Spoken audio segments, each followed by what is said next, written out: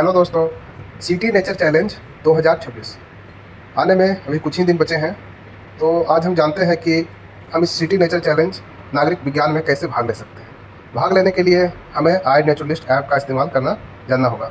तो जैसे ही मैंने इस ऐप पे अपना अकाउंट लॉगिन किया, तो लॉगिन करने के बाद इस तरह का इंटरफेस आएगा। उसके बाद आपको ऑब्जर्वेशन बनाने के लिए प्लस ग्रीन कलर का प्लस साइन होगा, उस पर क्लिक जैसे ही करेंगे तो आपको कुछ माध्यम दिखेंगे जिसके मदद से आप मीडिया को अपलोड कर सकते हैं।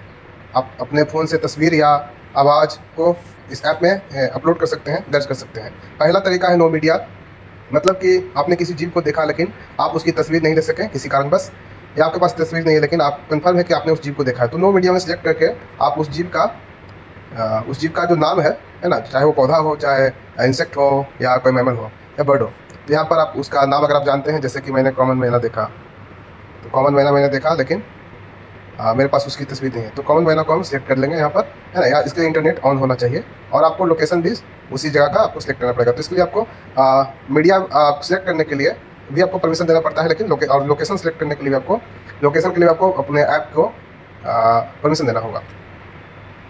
दूसरा है टेक फोटो। ये डायरेक्ट ऑब्जर्वेशन के लिए बेस्ट होता है, और जब आप डायरेक्ट कैमरा को ऑन करके ऐप के जरिए आप अवलोकन कर रहे हैं, ऑब्जर्वेशन कर रहे हैं, तो ये जो आप जैसे ही क्लिक करेंगे तस्वीर को, तो ये तस्वीर के साथ साथ उस जगह का लोकेशन, जीपीएस और डेट और टाइम वो खुद सिलेक्ट कर लेता है।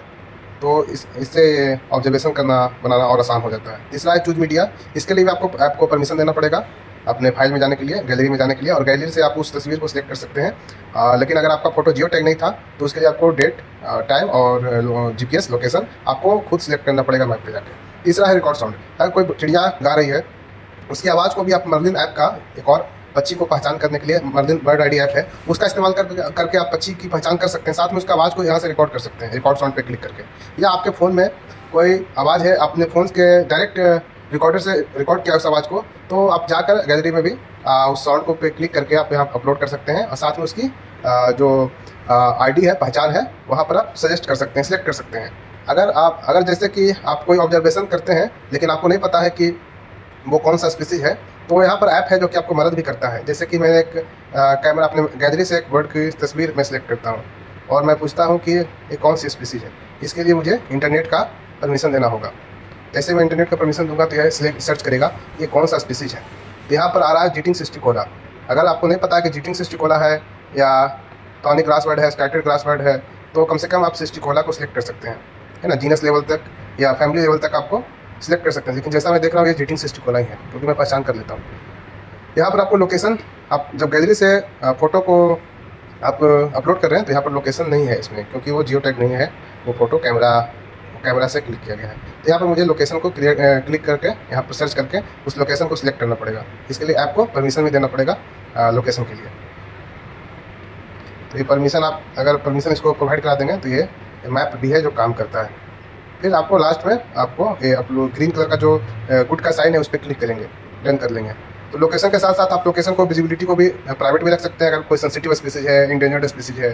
दूसरा है कि अगर कोई स्पीसीज है या पैरट है या पिंजरा में किसी ने कैद करके रखा है, तो अगर उसको तस्वीर को आप अपलोड कर रहे हैं तो वहाँ पर कैप्टिव आपको सेलेक्ट करना पड़ेगा। या आप किसी फसल को कैप्चर कर रहे हैं, फोटो क्लिक कर रहे हैं, तो ऑब्जर्वेशन कर रहे हैं, तो उसके लिए कल्टिवेटेड का आपको इस्तेमाल करना पड़ेगा।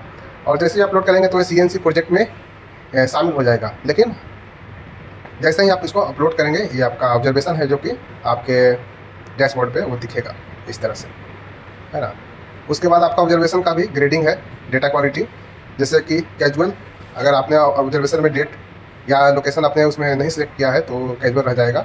अगर ऑब्जर्वेशन में आपने इतने चीज़ों को अपने अपलोड किया है लेकिन उसका आईडी कंफर्म नहीं है तो नीड आईडी तक रहेगा। अगर आपने आईडी भी सही किया है तो वो रिसर्च ग्रेड तक जाएगा, अगर स्पीसीज तक आपने आइडेंटिफिकेशन उसकी की है तो। और साथ में आप इसका रोटेशन है उसे भी सिलेक्ट कर सकते हैं, अगर वो स्पीसीज डेड है या लाइव है ना। फिर एविडेंस ऑफ वर्जेंस, आपने ऑर्गेनिज्म को, पूरा ऑर्गेनिज्म देखा, उस जीव को देखा, या उसके कुछ शरीर के पार्ट्स या स्कैट देखें तो उसको भी आप सिलेक्ट कर सकते हैं। जैसे मैंने इसमें बर्ड्स को देखा है, पूरे बर्ड्स को देखा है। लाइफ स्टेज भी देख सकते हैं, अगर जुवेनाइल है, एडल्ट है। अगर आप उनका जेंडर भी जानते हैं बर्ड का तो वो भी आप सिलेक्ट कर सकते हैं। मेरी इस केस में मैं नहीं जानता हूँ।